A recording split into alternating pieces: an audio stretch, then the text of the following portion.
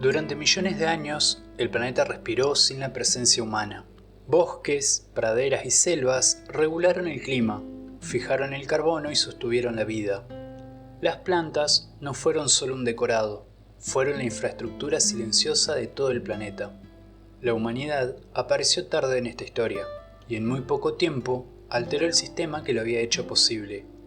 La pregunta no es si la naturaleza puede responder. La pregunta sería cómo respondería si el equilibrio se rompe. Hola piolitas, bienvenidos a Bien Piola Podcast, soy Bruno, su anfitrión. Hoy vamos a estar hablando de otro escenario que va a estar dentro de la playlist en caso de guía de supervivencia definitiva. Vamos a estar hablando de qué ocurriría si en algún momento las plantas comenzaran a producir neurotoxinas capaces de afectar a los seres humanos a gran escala. Espero me acompañen en este video y sin más preámbulos, comencemos. Los primeros humanos vivieron sometidos a los límites del entorno, la disponibilidad de agua, la presencia de plantas comestibles y los ciclos estacionales determinaban cada desplazamiento. Hace aproximadamente unos 12.000 años, la agricultura cambia esa relación. Por primera vez el ser humano transformó el paisaje de forma deliberada. Bosques fueron talados, ríos fueron desviados y se seleccionaron especies para poder ser producidas en gran escala. Con la revolución industrial, la escala del impacto se multiplicó. El uso intensivo del carbón, el petróleo y el gas permitió una expansión sin precedentes, pero también introdujo contaminantes persistentes en el aire, el suelo y el agua. La modernidad consolidó entre el humano y la naturaleza una relación del tipo extractiva. El ambiente dejó de ser un sistema vivo y pasó a ser tratado meramente como un recurso. Durante la mayor parte de su historia, la humanidad se adaptó al ambiente. En apenas 2 siglos, comenzó a rediseñarlo a escala planetaria. Nunca antes una sola especie había modificado tantos ecosistemas en tan poco tiempo. Las plantas fueron alimento, medicina y refugio. Sin cereales no hubo ciudades, sin madera no hubo herramientas ni navegación. Sin fibras vegetales no hubo textiles ni escritura temprana. Cada civilización se construyó alrededor de especies vegetales clave. Esa relación fue íntima y constante. Sin embargo, con el avance tecnológico, esa cercanía se volvió dependencia silenciosa. Las plantas siguieron sosteniendo la vida, pero dejaron de ser comprendidas como sistemas complejos. Desde la antigüedad la humanidad conoció el poder químico de las plantas. Algunas curaron infecciones, otras provocaron alucinaciones, parálisis o la muerte. La botánica moderna confirmó que las plantas producen miles de compuestos defensivos, alcaloides, glucósidos, terpenos y fenoles que cumplen diferentes funciones: disuadir herbívoros, competir con otras especies, pero sobre todo, sobrevivir.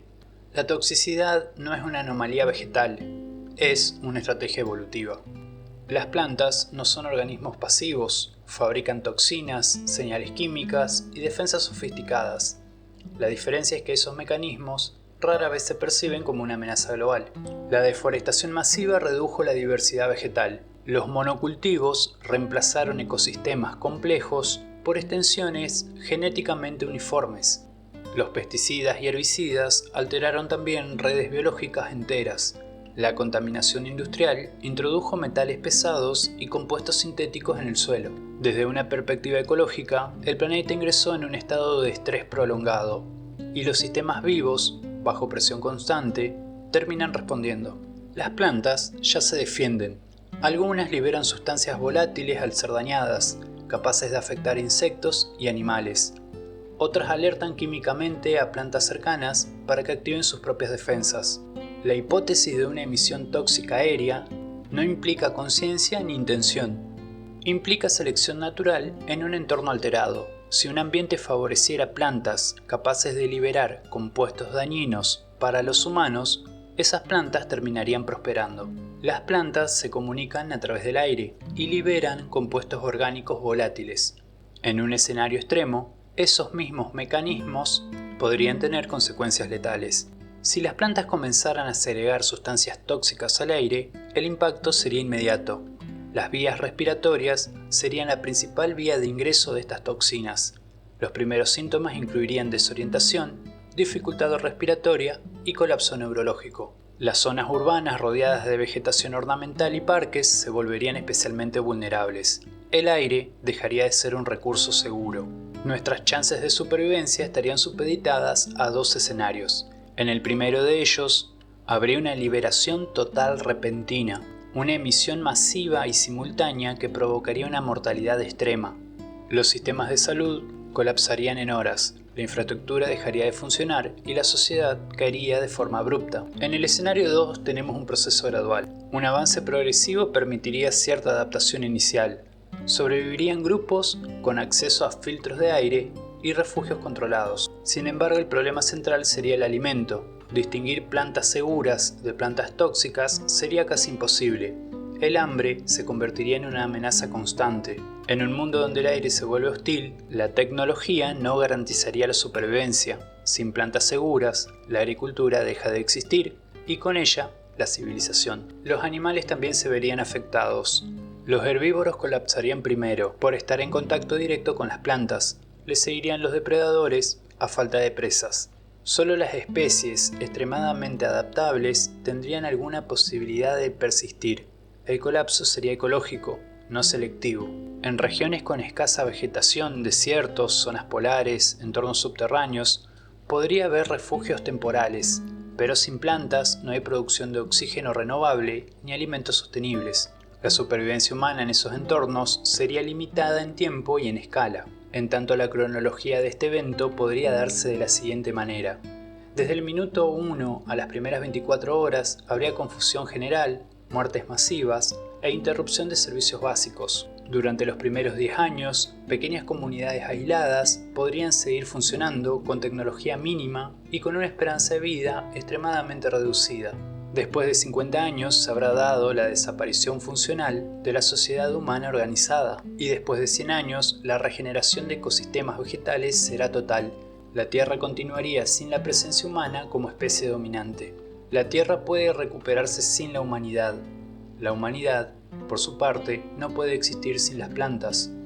En la película El fin de los tiempos se planteó un escenario similar donde una respuesta vegetal desencadena el colapso humano. Aunque presentada como ficción, la idea central no contradice principios biológicos básicos. Las plantas poseen mecanismos químicos reales y los ecosistemas responden al desequilibrio. La diferencia entre el cine y la ciencia es la escala y la probabilidad, no el concepto. A fin de cuentas, esto es solo un escenario posible. Cabe destacar que las plantas no son enemigas, sino que son aliadas silenciosas. Aparte de haber servido para fabricar textiles y para dar de comer a la humanidad, algunas especies filtran aguas grises y reducen contaminantes en ambientes urbanos. Otras capturan metales pesados del suelo, limpiando entornos degradados.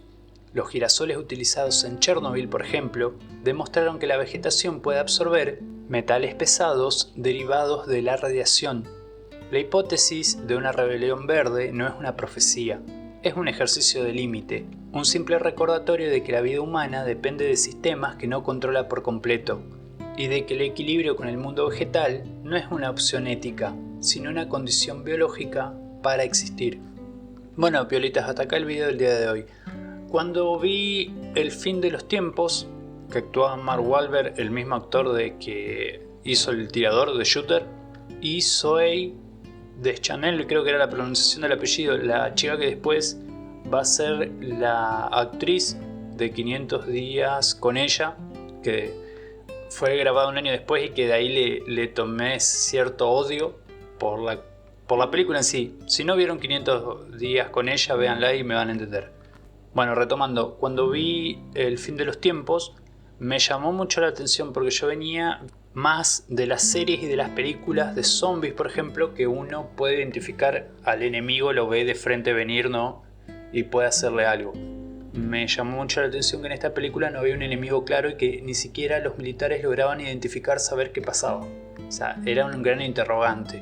Y es por eso también el argumento de la película que la hace una de las grandes joyas del cine, que estaría buenísimo sentarse un día y verla, ¿no? Que tenga la posibilidad de verla.